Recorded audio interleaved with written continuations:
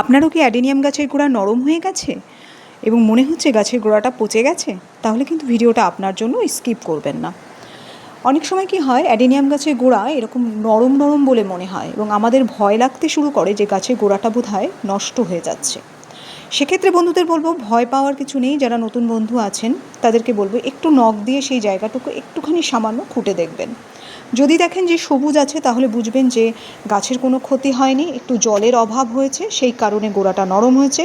তাই একটু জল দিয়ে দেবেন, দেখবেন কিছুক্ষণ বাদে আস্তে আস্তে কিন্তু গোড়াটা ঠিক হয়ে যাবে।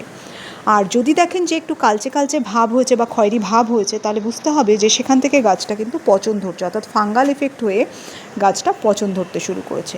সেক্ষেত্রে কী করবেন, যতটুকু অংশ ফাঙ্গাল এফেক্ট হয়েছে বা পচন ধরেছে সেই অংশটুকুকে কেটে বাদ দিয়ে দেবেন এবং ফাঞ্জিসাইড লাগিয়ে দেবেন। দেখবেন ধীরে ধীরে ঠিক হয়ে যাবে।